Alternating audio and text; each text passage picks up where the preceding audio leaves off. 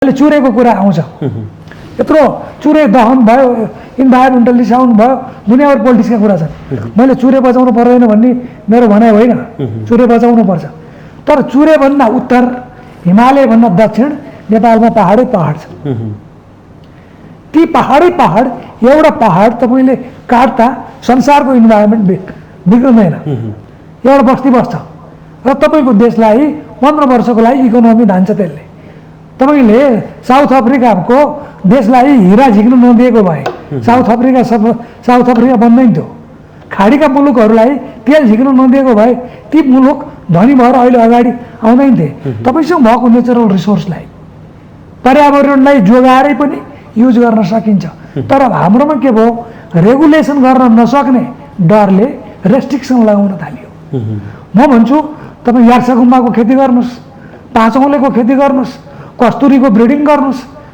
सालको चाहिँ खेती गरेर इन्टरनेसनली काठ निर्यात गर्नुस् आफ्नो जमिनमा लागेको काठ बेच्न दिनुहुन्छ साल पनि तर हामी के गर्यौं यो काठको चोरी हुन्छ भनेर सालको खेती गर्न दिएनौं आफ्नो जग्गामै उम्र्यो भने पनि त्यो बेच्न नपाउने साल आफैले पाँचौले उत्पादन गर्न नदिने यार्सा गुम्बाको खेतीको बारेमा नसोच्ने कस्तुरीको ब्रिडिङ गर्न नसोच्ने यो मुलुकमा जे हुन्छ त्यो कुराको बारेमा नसोच्ने त्यसलाई रेस्ट्रिक्सन लगाउने त्यो बारेमा थिङ्क नगर्ने जुन कुरो हुँदैन त्यो छैन भनेर चिच्याएर यो देश बन्छ मैले ल्याएको परिवर्तन नेपाली जनताले पनि पाए नेपालले पनि पायो तर राजनीतिक व्यवस्थापन अथवा सरकारी संयन्त्रको कुशलता त्यसपछि मान्छेले गर्ने बढी मेहनतको कारणले जति पाउनु पर्थ्यो त्यति नेपालले पाएनन् त्यसको कारण के हो त भनेर मैले खोज्दै जाँदा हामीले के गर्यौं भन्दा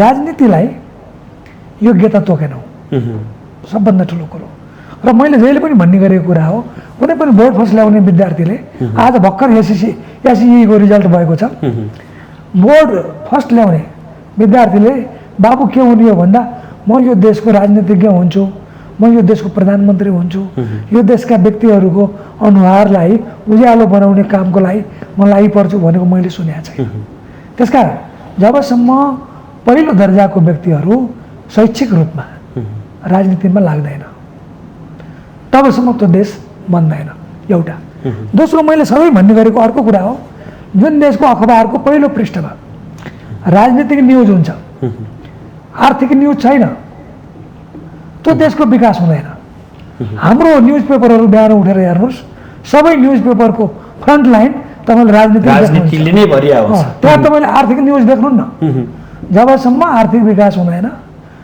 जबसम्म सांस्कृतिक विकास हुँदैन जबसम्म मानवीय मर्यादालाई उच्च कोटिको दृष्टिकोणले हेरेदैन र राजनीतिक कुरा पसलहरूमा भइरहन्छन् कुरो भन्नुभयो सेवा गर्ने व्यक्ति पनि सेवा गर्ने बेलामा राजनीतिक मात्रै कुरा गर्दछ र जुनसुकै पेसाको व्यक्तिले पनि आफ्नो पेसाको कुरो जान्दैन राजनीतिको कुरा धेरै गर्छ भने त्यो देशको विकास धेरै गाह्रोसँग हुन्छ हेर्नुहोस् हाम्रा भएका हाम्रो अथाह निधिहरूको बारेमा रिसर्च भएन अहिले हामीले के गर्यौं अहिले मैले भनिसकेँ म्याकुले पद्धतिको शिक्षा दियौं त्यो म्याकुले पद्धतिमा कसैलाई पनि मास्टर हुन दिइँदैन सबैलाई सर्भेन्ट हुन सिकाइन्छ मैले अहिले भनिसकेँ जब खोज्ने बनाइन्छ जब क्रिएट गर्ने बनाइँदैन यो म्याकुले शिक्षा पद्धति हो आज तपाईँ र म त्यो शिक्षाबाट सफल व्यक्ति हो we seek job we don't create job यो कुरो सिक्नु पर्यो यो वैदिक मान्यता र वाङ्मयलाई अलि केलाएर हेर्नु पर्यो त्यहाँ छुवाछुत छैन ऋग्वेद पढ्नुभयो भने ऋग्वेदमा जात छ ब्राह्मण क्षेत्री वैश्य शूद्र तर त्यो जन्मको आधारमा छैन नम्बर 1 नम्बर 2 त्यहाँ छुवाछुत छैन अब कामको आधारमा त एउटा कुनै प्रोफेसर छ त्यो ब्राह्मण हो एउटा कसैले यो देशको सैनिकको काम गर्छ त्यो क्षेत्री हो यो प्रोड्युसरको काम छ खेतीमा काम गर्छ त्यो वैश्य हो जो सेवामा छ सबै वाट एभर द सर्भिस त्यो सेवा जति शूद्र हो त्यो अर्थमा बुझेर ती सबैको डिग्निटी उत्तिकै मानेर छुवाछुत छैन भने त्यो शब्दले के गर्छ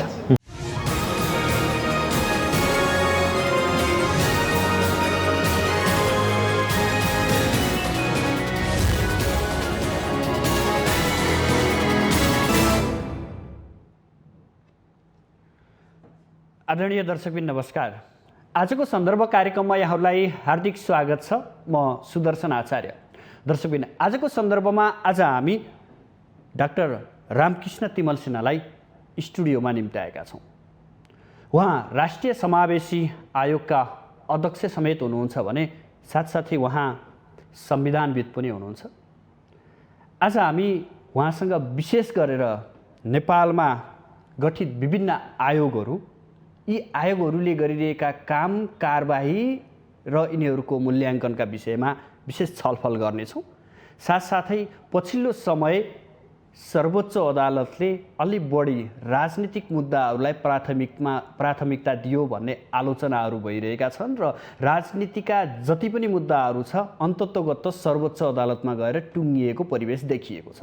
वास्तवमा यो के हो र यो राजनीतिक अस्थिरताका कारण सबै किसिमका मुद्दाहरू सर्वोच्चले हेर्नुपर्ने अथवा सर्वोच्चले धारा पल्टाउनु पर्ने बाध्यता किन चल्दैछ, यो मानेमा हामी राजनीतिक प्रसङ्ग पनि जोड्ने प्रयास गर्नेछौँ। सर्वप्रथम उहाँलाई स्वागत गरौँ।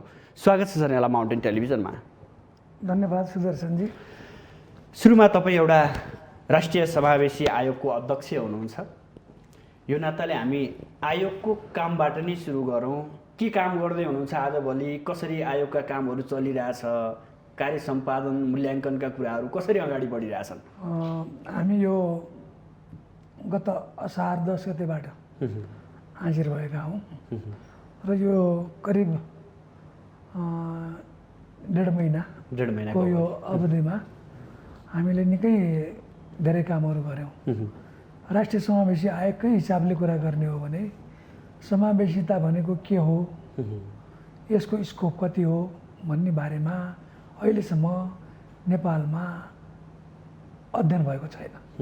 त्यो अध्ययन अब कसरी गर्ने, समावेशिताभित्र के कुरा पर्छ, जातीयता मात्रै पर्छ कि यसमा लैङ्गिकता पनि पर्छ कि यसमा क्षेत्रीयता पर्छ कि पर्दैन, आर्थिक रूपमा उन्नत र आर्थिक रूपमा विपन्न व्यक्तिहरूलाई कसरी समावेशी बनाउने, 125 वटा जात जाति भएको मुलुक, 7 वटा प्रदेश भएको मुलुक, 753 वटा स्थानीय निकाय भएको मुलुक, यी सबैलाई समावेशिताको हिसाबले कसरी एड्रेस गर्ने। त्यति मात्रै होइन, हरेक वर्गभित्र फेरि त्यहाँ पनि धनी अनि मध्यम वर्ग र विपन्न वर्गहरू छन्, तिनीहरूको आवाजलाई कसरी हेर्ने, यो तमाम कुराहरूलाई हामीले एउटा हेऱ्यौँ भने अर्को राष्ट्रिय समावेशी आयोगमा खस र आर्यको इस्यु पनि छ। खस र आर्यलाई छुट्टै आयोग बनाइएको छ र त्यो राष्ट्रिय समावेशी आयोगको क्षेत्राधिकारभित्र पर्दछ। दलित आयोगको कुरा छुट्टै छ, महिला आयोगको कुरा छुट्टै छ, थारू आयोग छ, मधेसी आयोग छ होइन। अब यी सबै आयोगहरू हुँदाहुँदै फेरि राष्ट्रिय समावेशी आयोग हुनुको पछाडिको लजिक के रहेछ भनेर त्यसको संवैधानिक पृष्ठभूमि पनि हामीले कोताल्यौँ। हामीले संसदमा गएर मानवाधिकार र कानुन हेर्ने समितिसँग पनि यसको छलफल गऱ्यौँ र यो खस र आर्यको थर सूचीकरण सम्बन्धमा एउटा ठुलै वृहद अध्ययन हामीले प्रारम्भ गरेका छौँ। निकै छिटो यो खस र आर्यको थरहरूको सूचीकरण हुनेछ। त्यो बाहेक यो राष्ट्रिय समावेशी आयोगमा कर्णाली सिँगै क्षेत्र पर्दछ। कर्णालीको लागि किन विकास भएन, कर्णाली किन यसरी अल्प विकसित रह्यो र कर्णालीमा के त्रुटिको कारणले गर्दा कर्णाली भन्नुपर्ने हामी आज बाध्य भयौँ, त्यो इस्यु पनि हामीले हेऱ्यौँ।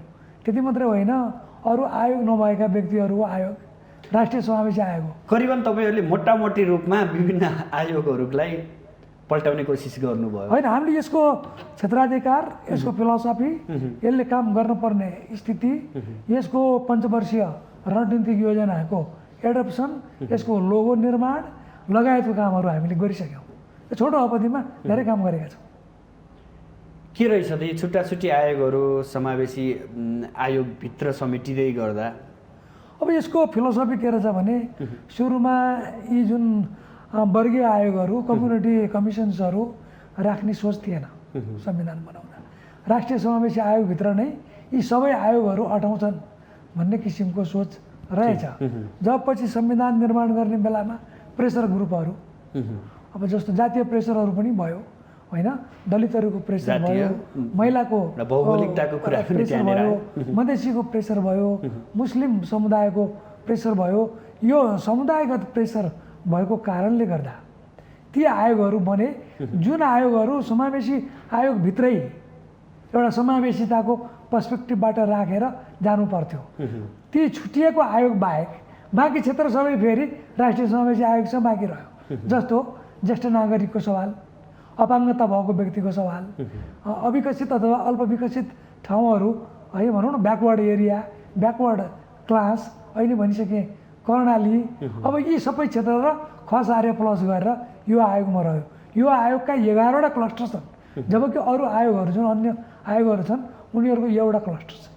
यसैबाट बुझ्न सकिन्छ समन्वयको कुराकानी कसरी गरिरहनु भएको छ तपाईँहरूले? होइन, अब यसको समन्वय के हो भने जुन जुन आयोगहरूमा जे विषय छ त्यो सामुदायिक आयोगहरूले उहाँहरूले नै हेर्नुहुन्छ।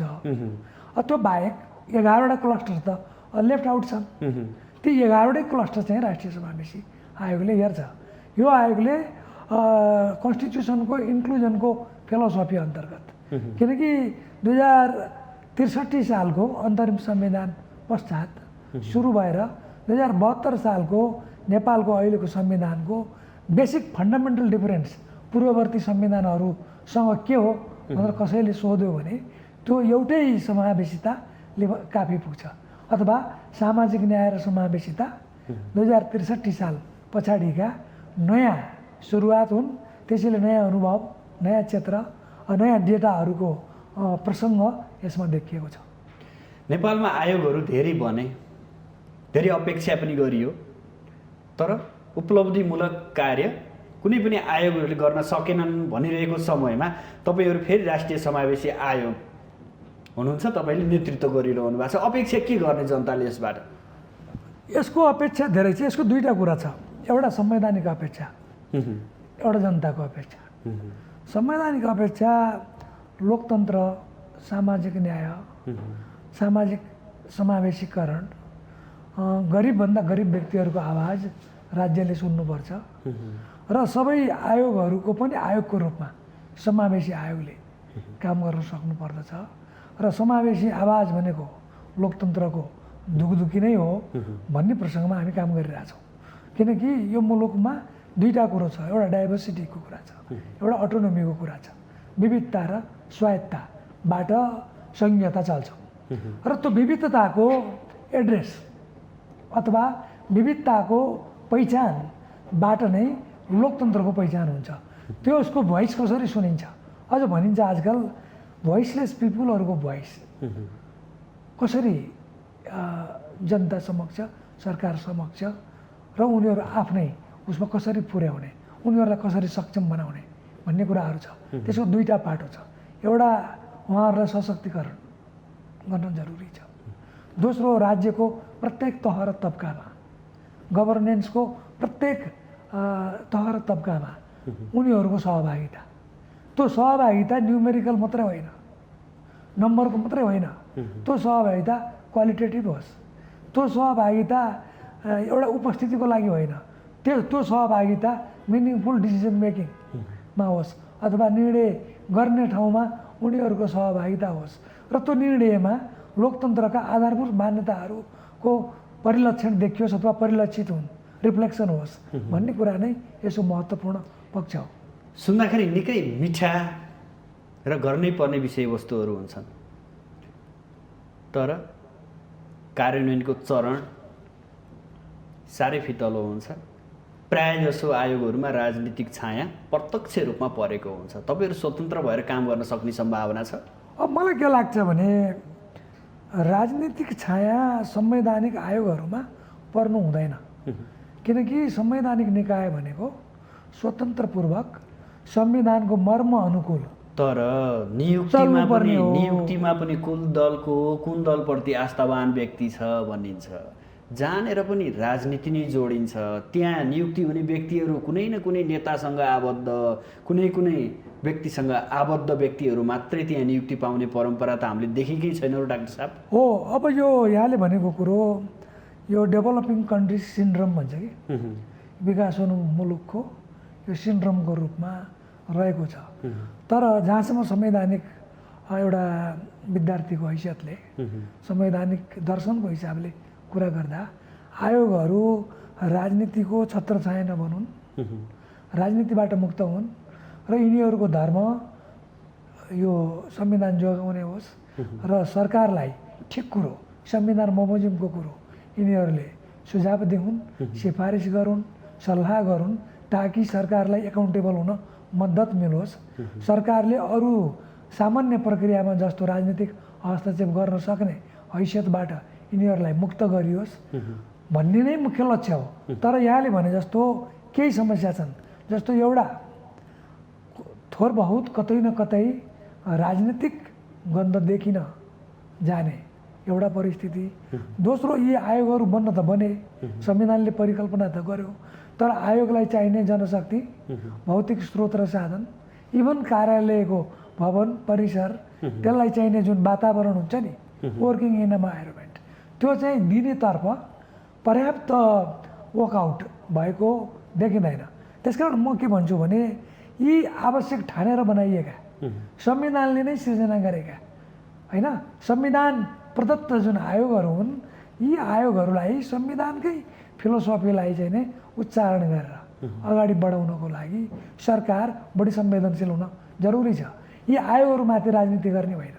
Once you are appointed for 6 years भन्छ कि तपाईँ एकपटक नियुक्ति भएपछि 6 वर्षको लागि हुनुहुन्छ, तपाईँलाई हटाउने उपाय सजिलो छैन। तपाईँसँग गरिएको अपेक्षा संवैधानिक हो, तपाईँले राजनीति गर्ने होइन, तपाईँ राजनीतिमाथि हुनुपर्छ भनेर जब सोचिन्छ भने ती राजनीतिमाथि भएका संस्थाहरूलाई राजनीतिभित्र ल्याएर नङ्ग्याउने काम गर्नु हुँदैन। ती राजनीतिभन्दा माथिका संस्थाहरूलाई राजनीतिक भाषा बोल्न लगाउनु हुँदैन। त्यसकारणले राजनीतिक भाषाभन्दा बढी हामीले संवैधानिक भाषा बुझ्न जरुरी छ, बोल्न जरुरी छ। र यो कुरो सरकारले पनि, जो सरकार छ, तपाईँले यसो भन्दै गर्दा केही दिन अगाडि मात्रै भूमि समस्या समाधान सम्बन्धी गठित आयोग खारेज भयो। त्यहाँ के भनियो भने त्यहाँ नितान्त राजनीति दलका नेताहरूको भर्ती केन्द्र भएको हुँदाखेरि यसलाई खारेज गरिएको, यसलाई कुनै न कुनै ढङ्गबाट सम्बोधन गरिन्छ भन्यो। देखियो त प्रसङ्ग त, देखियो उदाहरण त। यसमा मेरो भनाइ यहाँलाई के छ भने भूमि आयोग संवैधानिक आयोग होइन, पहिला त्यो सरकारले गठन गरेको आयोग हो। फरक छ संवैधानिक आयोग र अरू आयोगहरूको बिचमा, नितान्त फरक छ। अरू आयोगहरू सरकारलाई सहयोग गर्नको लागि सरकारको अथवा मन्त्री परिषदको निर्णयबाट अथवा कतिपय स्ट्याच्युटको माध्यमबाट स्ट्याच्युटरी कमिसन्सहरू गठन भएका हुन्छन्। ती आयोगहरूको क्षेत्राधिकार र काम र संवैधानिक आयोगहरूको बिचमा नितान्त फरक छ। संवैधानिक आयोगहरू बढी अटोनोमस, बढी सुरक्षित, बढी पोलिटिक्स फ्री, पोलिटिक्सभन्दा माथि हुन्छन् भने सरकारद्वारा गठित, सरकारले आफ्नो संयन्त्रभित्र आफूलाई सहयोग गर्न बनाइएका आयोगहरूको कानुनी हैसियत संवैधानिक आयोगभन्दा फरक हुन्छ। त्यसैले भूमि आयोगको प्रसङ्ग र यो अहिलेको यो अरू आयोगहरूको प्रसङ्ग एक्ज्याक्टली मिल्दैन, ती चाहिँ अलिक फरक कुरा हो। यो भन्दै गर्दा यहाँ त केसम्म भनिन्छ भने अहिले सर्वोच्च जस्तो निकायमा त राजनीतिक छाया परिरहेछ, अन्य आयोगहरू त अन्य विभिन्न किसिमका सङ्गठनहरू अथवा विभिन्न किसिमका राजनीतिक नियुक्तिका ठाउँहरू त स्वतः राजनीतिक नियुक्ति हुने नै गर्छन्, राजनीतिक छाया पर्ने त गर्छ नै भनेर त भनिन्छ नि। अब अर्को चाहिँ नि एउटा अर्को पर्सपेक्टिभ छ युनिभर्सल्ली। त्यो के हो भने चाहे अदालत होस् अथवा संवैधानिक निकायहरू हुन्, तिनीहरू कसै न कसैले त नियुक्ति गर्छ। त्यो नियुक्ति गर्दा उसले कुन क्राइटेरिया अवलम्बन गर्छ र कसरी गर्छ, मेरिटलाई कति मान्यता दिन्छ अथवा पोलिटिकल आइडियोलोजीलाई मान्यता दिन्छ भन्ने कुराहरू संसारभरि बहसका विषय हुन्। तर मलाई के लाग्छ मेरो आजको सन्दर्भमा भने वन्स दे आर एपोइन्टेड, एक फेरि नियुक्ति भइसकेपछि उनीहरूले जसरी मन्दिर प्रवेश गर्दा जुत्ता र पेटी हामी बाहिर छोड्छौँ र भित्र प्रवेश गर्छौँ, त्यस्तै पोलिटिकल आइडियोलोजीलाई बाहिर छोडेर भित्र प्रवेश गर्नुपर्छ भन्ने मलाई लाग्छ। अब तपाईँको आयोगको थोरै कुराकानी गरौँ। मात्रै भयो भन्नुभएको छ, कस्तो किसिमको संरचना छ त्यहाँभित्र? मेरो आयोगमा म अध्यक्ष छु, म बाहेक 4 जना मान्य सदस्यहरू हुनुहुन्छ। त्यसपछि प्रथम श्रेणीको सचिव र कर्मचारीहरू दरबन्दी छ। तर त्यो कर्मचारीहरूको दरबन्दी यथेष्ट छैन। पुग्ने किसिमको छैन। अघि पनि थोरै प्रसङ्ग उठाउनु भएको थियो यहाँले। अब जस्तो हामीले 11वटा क्लस्टर हेर्छौँ, 11वटा क्लस्टर हेर्नलाई 11वटा उपसचिव, कम्तीमा 11वटा सेक्सन अफिसर, त्यसैको लागि चाहिने सहायक कर्मचारीहरू जरुरी हो नि। तर एकमुष्ट के गरियो भने लास्ट इयर यो आयोगहरू पूर्ति भएको थिएन, त्यसैले होला एकैचोटि सबै आयोग 13जना दरबन्दी राखियो। त्यो 13जनामा पनि कार्यालय सहयोगी, सवारी चालक लगायतको सम्भव राखियो। त्यसले गर्दा कामको लोड र कर्मचारीको दरबन्दीको बिचमा तादात्म्यता छैन एउटा। दोस्रो, यी आयोगहरू मेरो आयोगसहित अन्डर रिसोर्स छन्, यिनीहरूलाई चाहिने रिसोर्सहरू यथेष्ट छैन। र मलाई लाग्छ अब हामी पदाधिकारी आइसकेपछि हामीलाई चाहिने कामको लागि हामीले बनाएको प्रोग्राम अनुसार, हामीले गर्ने रिसर्चको विषयवस्तु अनुसार, त्यसको गाम्भीर्यतालाई हेरेर, त्यसको क्षेत्राधिकारलाई हेरेर गभर्मेन्टले फर्दर एलोकेसन गर्नुपर्छ भन्ने मेरो मान्यता छ। त्यो कुरो हामीले उठाएछौँ, होला भन्ने आश छ अहिलेलाई, तर त्यो रिजल्ट आइसकेको छैन। अनि रोड म्याप कस्तो बनाउँदै हुनुहुन्छ, कसरी अगाडि बढ्दै हुनुहुन्छ? अब मेरो रोड म्यापको कुरा गर्नुहुन्छ भने थोरै पैसा खर्च गरेर यो मुलुकको विकास कसरी गर्ने, यी विपन्नभन्दा विपन्न, जस्तो मधेसी समुदायभित्र एउटा पिछडा वर्ग भन्ने छ, हामीसँग रिजर्भेसन पनि छ, तर त्यो रिजर्भेसन पिछडा वर्गसम्म पुग्न सक्दैन। अब जनजातिहरू छ, उहाँहरूको पनि रिजर्भेसन छ, तर जनजातिभित्रको अति गरिब अति विपन्न व्यक्तिहरूलाई त्यो जनजातिभित्रैको पनि अप्पर लेयरले गरेको जुन भेदभाव छ त्यसलाई कसरी अन्त गर्ने? अवसरमा जनजातिभित्रको पनि माथिल्लो वर्ग पर्छ, देखियो वास्तविकता चाहिँ पर्दैन। अर्को अब ब्राह्मण क्षेत्री नै भन्नुहोस् न, हाम्रो आयोगले ब्राह्मण क्षेत्री पनि हेर्छ, त्यसलाई हामीले खसारे भन्छौँ। ब्राह्मण क्षेत्री भन्ने बित्तिकै ब्राह्मणवादका कुरा यो पछिल्लो यो 2 दशकदेखि यता तपाईँले सुन्नुभयो भने ब्राह्मण क्षेत्रीलाई जुन किसिमले मार्जिनलाइज ग्रुपबाट उनीहरूलाई हेला गर्ने अथवा ब्राह्मणवादको जुन चाहिने नाम लिने र यो राष्ट्र बनाउने, यो राष्ट्रमा आफ्नो रगत पसिना बगाउने ब्राह्मण क्षेत्री पनि छन्। उनीहरूलाई जुन शब्द प्रयोग गरेर हेरिन्छ त्यो हाम्रो शासकीय शैलीको अहिले मान्यतामा केही नकारात्मक पक्षहरू छन्। मलाई भन्नुहुन्छ भने यो मुलुकभित्रको चाहे ब्राह्मण क्षेत्री होस् अथवा दलित किन नहोस्, महिला किन नहोस्, मधेसी किन नहोस्, पिछडा वर्ग किन नहोस्, कर्णालीमा बस्ने व्यक्ति किन नहोस्, यो देशको नागरिक हो। त्यो सबै नागरिकको यो देशमा अनरसिप छ, सबैको उत्तिकै महत्त्व छ। यी सबैले यो मुलुक बनाएका हुन्, यो कुनै एउटा व्यक्तिले आएर यो देश बनाएको होइन। यो मुलुक बनाउनमा सबैको रोल छ। यदि बिग्रेको छ भने बिगार्नमा पनि यी सबैको रोल छ।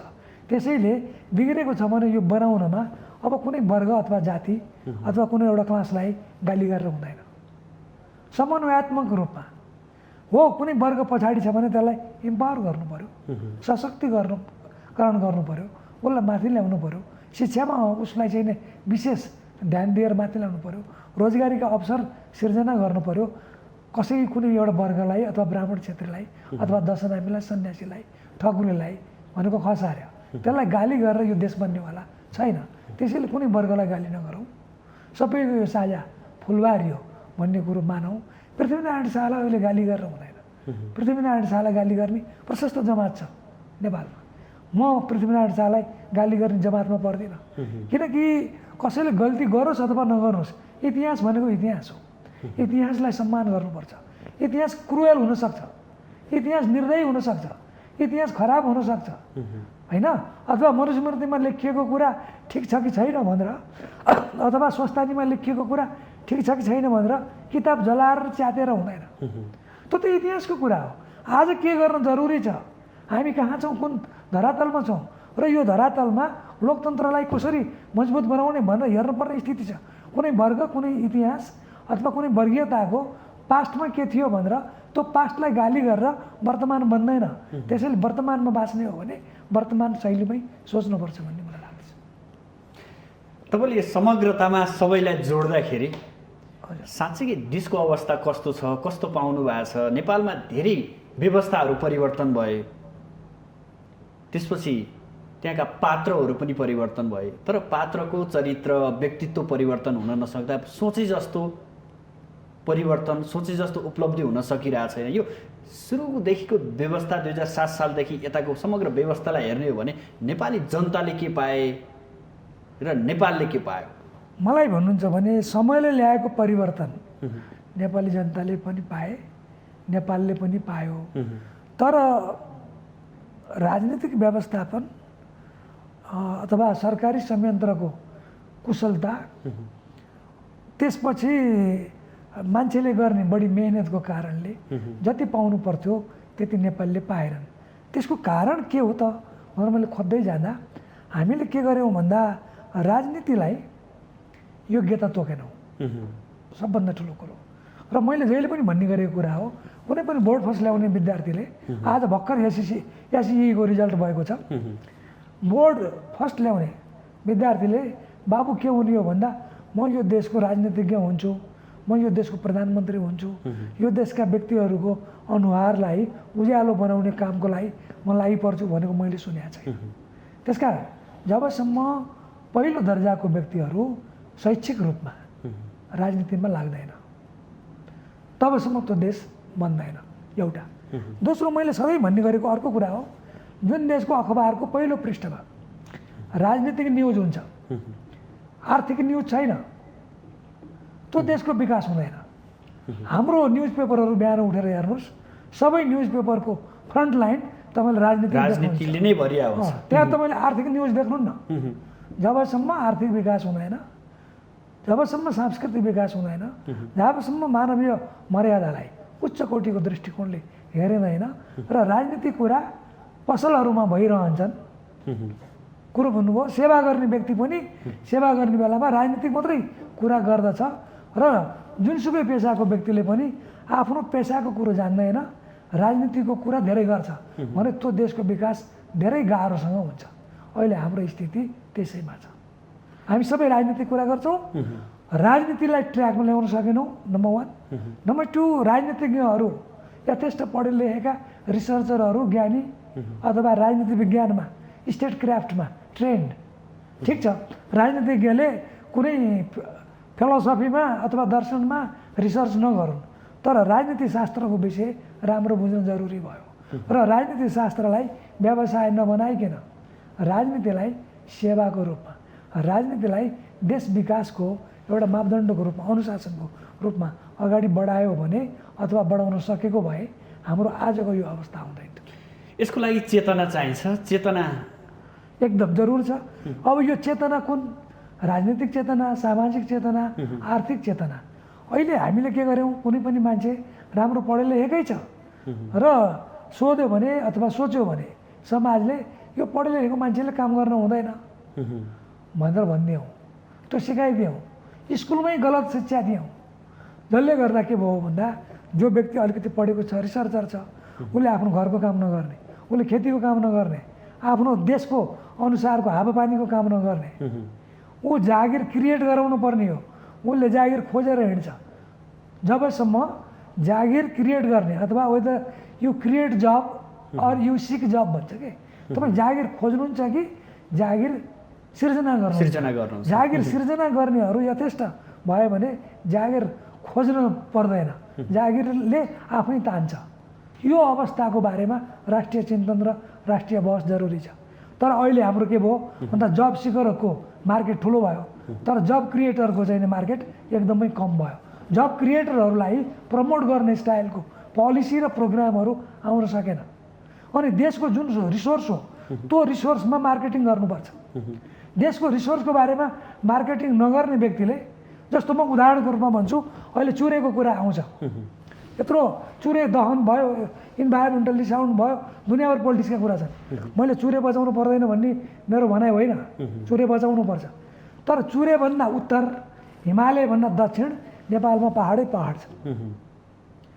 ती पहाडै पहाड, एउटा पहाड तपाईँले काट्दा संसारको इन्भाइरोमेन्ट बिग्रदैन, एउटा बस्ती बस्छ र तपाईँको देशलाई 15 वर्षको लागि इकोनोमी धान्छ त्यसले।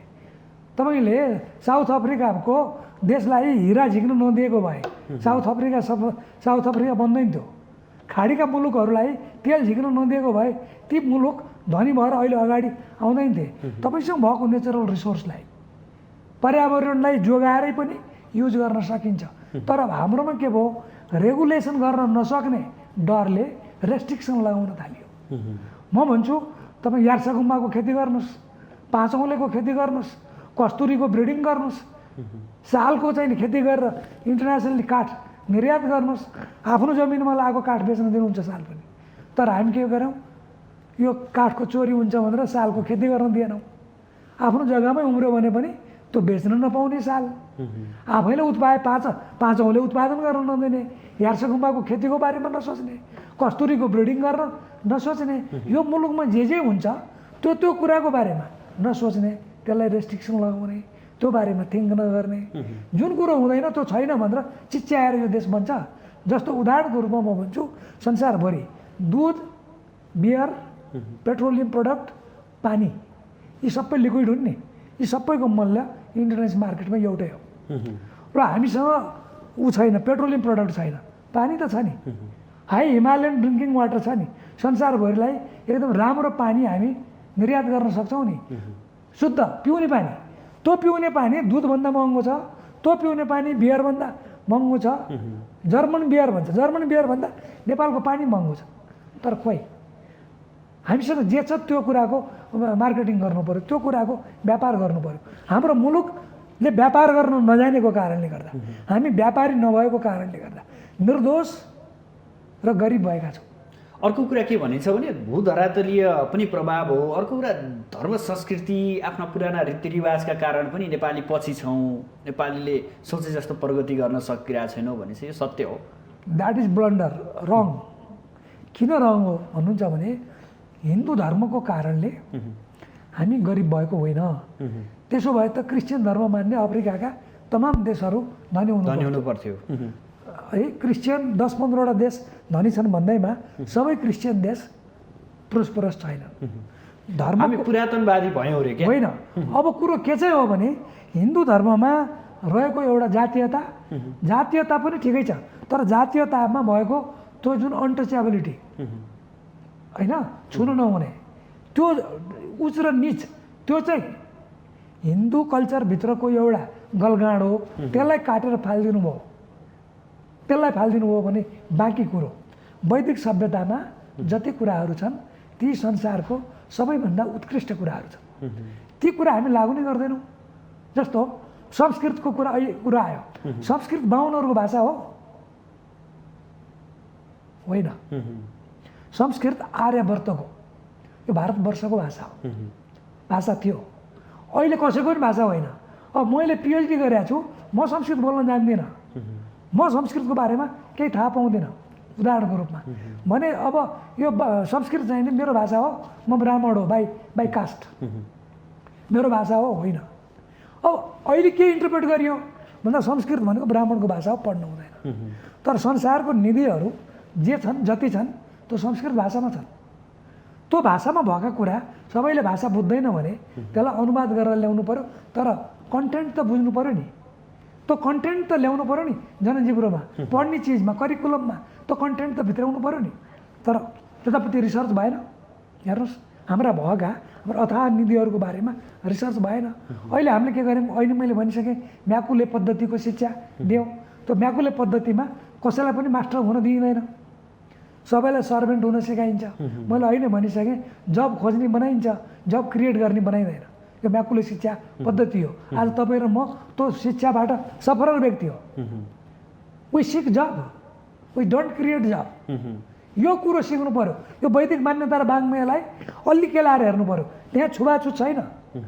ऋग्वेद पढ्नुभयो भने ऋग्वेदमा जात छ, ब्राह्मण, क्षेत्री, वैश्य, शूद्र, तर त्यो जन्मको आधारमा छैन, नम्बर 1। नम्बर 2, त्यहाँ छुवाछुत छैन। अब कामको आधारमा त एउटा कुनै प्रोफेसर छ, त्यो ब्राह्मण हो। एउटा कसैले यो देशको सैनिकको काम गर्छ, त्यो क्षेत्री हो। यो प्रड्युसरको काम छ, खेतीमा काम गर्छ, त्यो वैश्य हो। जो सेवामा छ सबै, वाट एभर द सर्भिस, त्यो सेवा जति शूद्र हो। त्यो अर्थमा बुझेर ती सबैको डिग्निटी उत्तिकै मानेर छुवाछुत छैन भने त्यो शब्दले के गर्छ? तर हिन्दू धर्ममा भएको जुन छुवाछुत छ त्यसलाई फाल्नुपर्छ। त्यसमा केही सुधार जरुरी छ र यो कुरो हिन्दूमा मात्रै होइन, यस्ता किसिमका विडम्बनाहरू मुस्लिममा पनि छन्, क्रिस्चियन धर्ममा पनि छन्।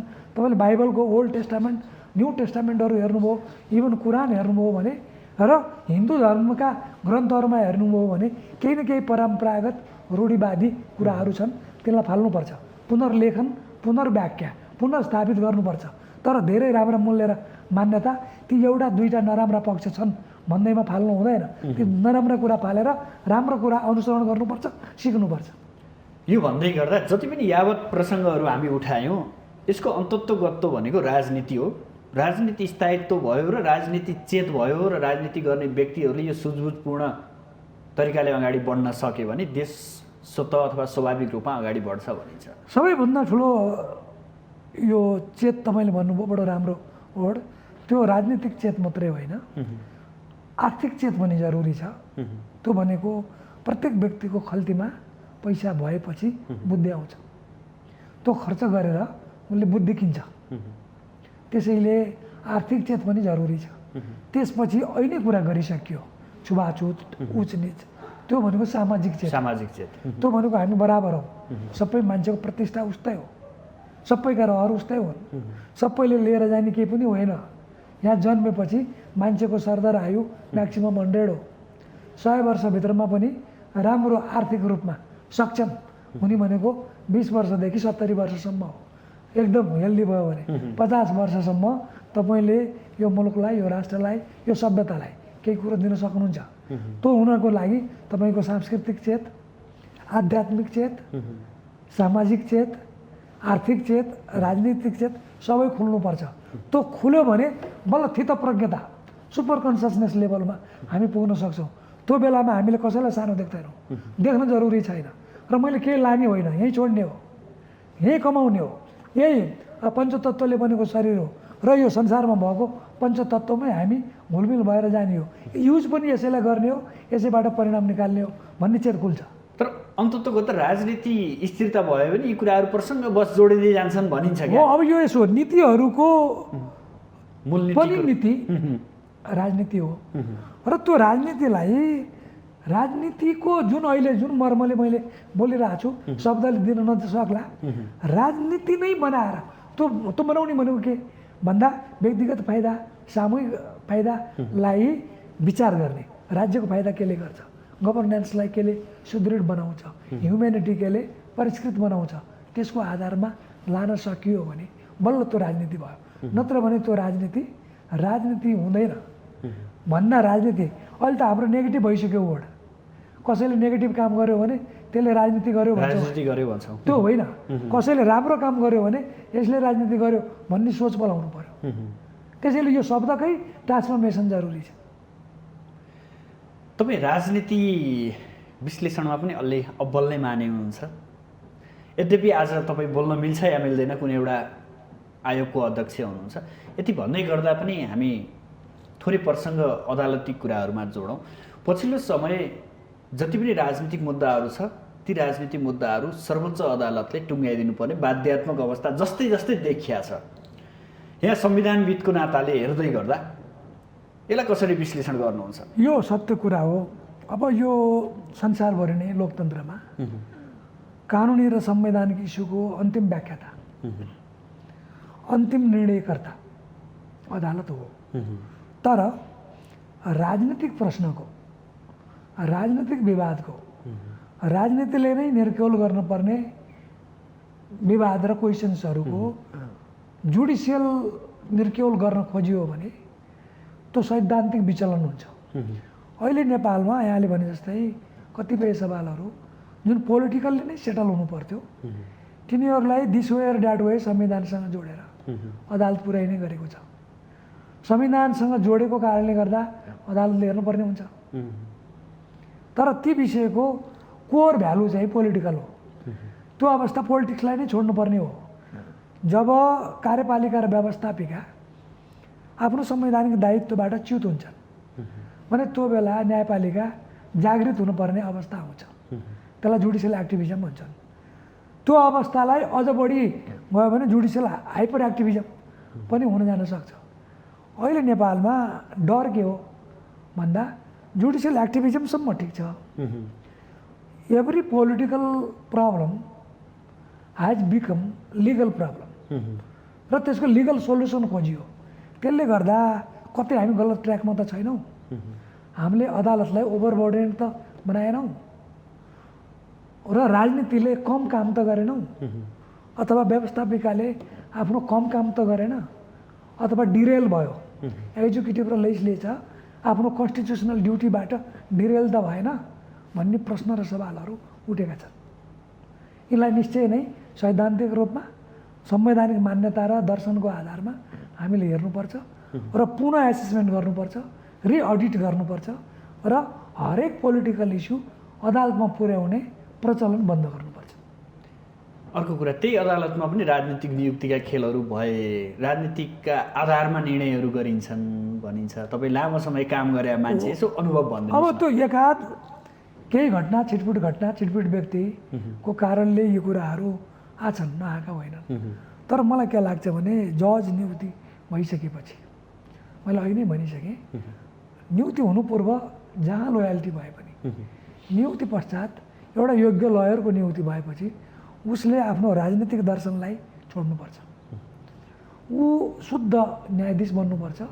उसको अब धर्म भनेको संविधान मात्रै हो, संविधान रक्षा गर्ने हो र उसले फलो गर्ने भनेको लिगल म्यान्डेट हो।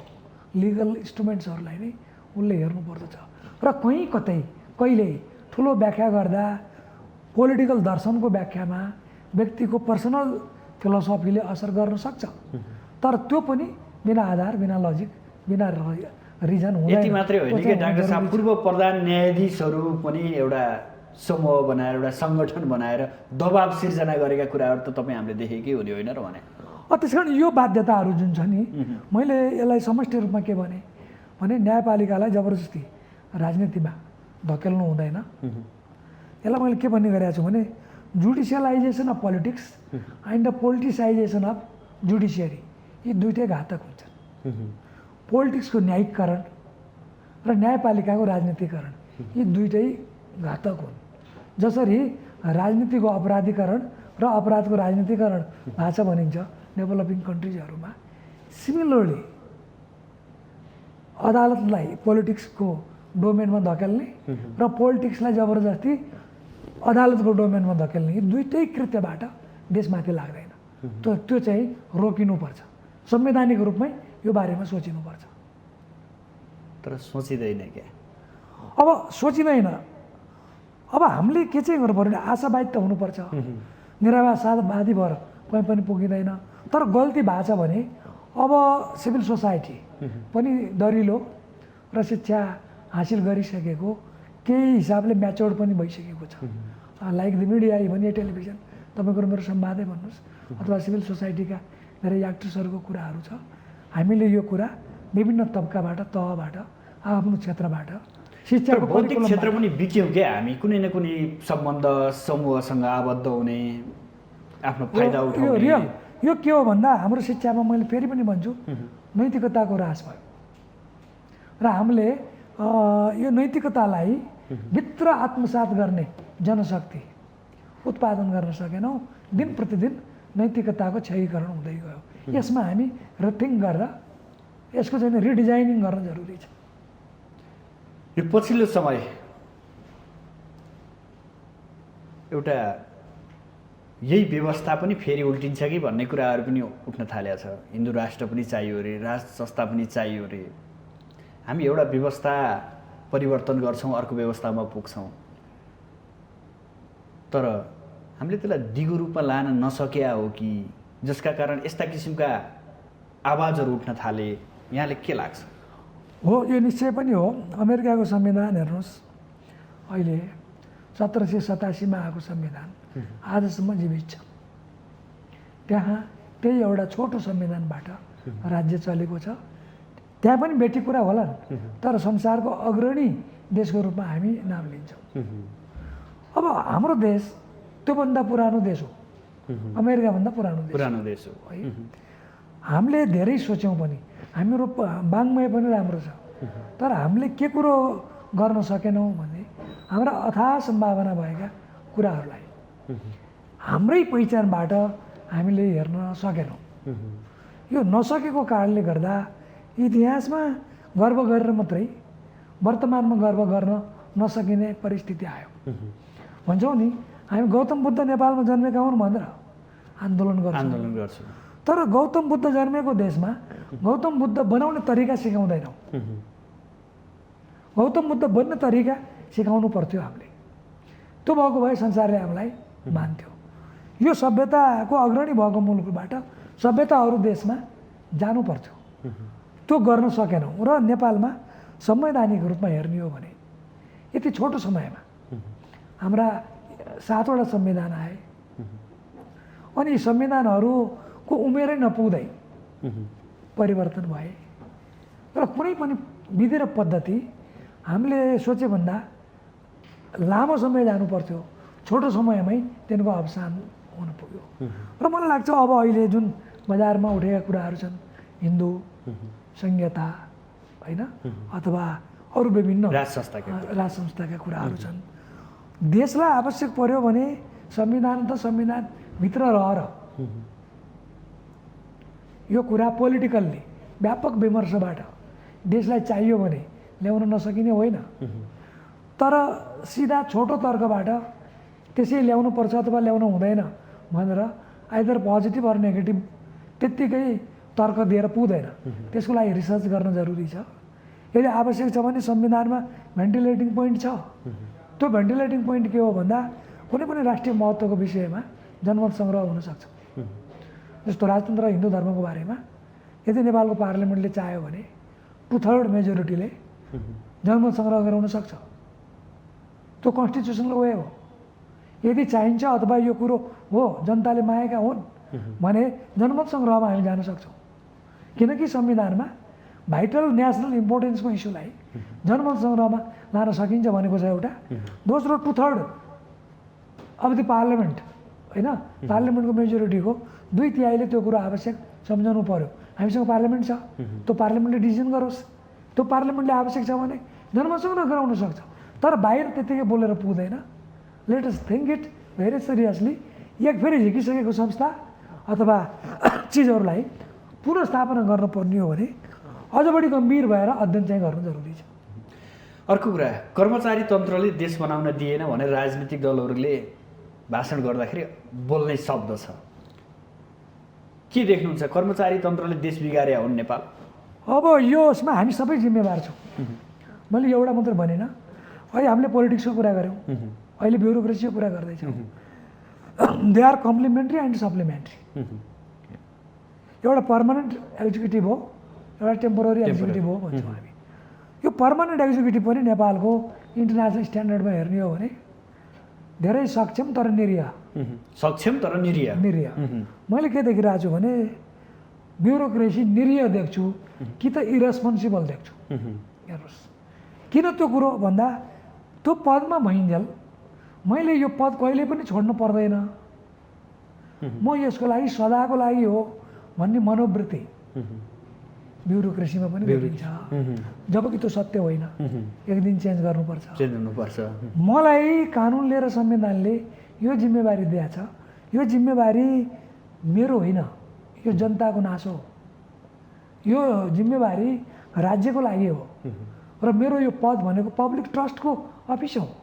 यो पब्लिक ट्रस्टको अफिस पब्लिक ट्रस्टकै प्रयोजनको लागि मैले खर्च गर्नुपर्छ, उपयोग गर्नुपर्छ भन्ने सोचको विकास ब्युरोक्रेसीमा जरुरी छ। भने राजनीतिले पनि यी कर्मचारी भनेको केही नै होइनन्, हामी सबै थोक हौँ भन्ने सोच छोड्नुपर्छ। किनकि म्यानेजमेन्टको कुरा, कानुन बमोजिमको कुरा, त्यसलाई परिपञ्च मिलाइदिने कुरा, कार्यविधि ठिकसँग अगाडि बढाउने कुरा, ठिक छ कि छैन भनेर त्यसको प्रिपेरेसन गरेर लैदिने कुरा हुन्छ नि। होल मेथोडोलोजिकल प्लस लिगल वे आउटको कुरो ब्युरोक्रेसीले गर्छ भन्ने कुरो राजनीतिले बुझ्न जरुरी छ। त्यहाँ कहाँनिर डिमार्केसन हो भने पोलिटिक्सले वाट भन्ने डिटरमाइन गर्ने कुरा हो, ब्युरोक्रेसीले हाउ भनेर गर्ने कुरा हो। कसरी गर्ने भन्ने कुरो ब्युरोक्रेसीले गर्ने कुरा हो, के गर्ने भन्ने कुरो पोलिटिक्सले गर्ने हो। तर अहिले हामीले के गर्यौँ, कहिलेकाहीँ यी हाउ भन्नेले वाट पनि भन्ने र वाट भन्नेले हाउ पनि भन्ने र आफ्नो परिस्थिति अनुकूल आफ्नो निजी व्यक्तिगत फाइदा अनुकूल दिस वे र द्याट वे स्विङ गर्ने यो किसिमको स्थिति र पावरको आधारमा चल्ने एउटा सिद्धान्तको आधारमा नचल्ने भन्दा पावरको आधारमा चल्ने अनि एडभोकेसीको आधारमा चल्ने एफिलिएसनको आधारमा चल्ने अथवा आफ्नो प्याट्रोनेजको आधारमा चल्ने स्थिति भयो भने देशको गभर्नेन्सलाई र स्पेसल्ली भन्नुहुन्छ भने कन्स्टिट्युसनलिजमलाई संविधानवादको प्रिन्सिपललाई संवैधानिक प्रत्याभूतिको सरकारी संयन्त्रलाई यसले असर पारेको छ। हस् डाक्टर साहब यहाँसम्म आइदिनु भयो, आफ्नो महत्त्वपूर्ण विचार र महत्त्वपूर्ण समय प्रदान गरिदिनु भयो। यहाँलाई विशेष आभार व्यक्त गर्दै ढिलै भए पनि यहाँले जुन जिम्मेवारी सम्हाल्नु भएको छ सफल रहोस्, कार्यकाल सफल रहोस् र सफल कार्यकालको शुभकामना पनि यहाँबाट हामी दिन म पनि यहाँलाई धेरै धेरै धन्यवाद दिन चाहन्छु। मेरा कुराहरू एउटा मिडिया मार्फत जनरल पब्लिकलाई राख्ने अवसर दिनुभयो। सुदर्शनजीलाई विशेष धन्यवाद। आदरणीय दर्शकबिन, आज हामीसँग हुनुहुन्थ्यो राष्ट्रिय समावेशी आयोगका अध्यक्ष तथा संविधानविद डाक्टर रामकृष्ण तिमल सिन्हा हुनुहुन्थ्यो। उहाँ भर्खरै आयोगको अध्यक्ष भइरहँदा आयोगका गतिविधिहरू कसरी सञ्चालन गर्दै हुनुहुन्छ र कसरी अगाडि बढ्ने लक्ष्यमा हुनुहुन्छ भन्ने कुराहरू जोड्यौँ। लगायत समग्र देशको व्यवस्था, राजनीतिक दलहरूको भूमिका र यहाँको जनजीविकाको पनि प्रसङ्ग उठायौँ। भोलि नयाँ विषयवस्तु र नयाँ अतिथिका साथ उपस्थित हुनेछौँ। आजलाई भने बिदा दिनुहोस्। नमस्कार।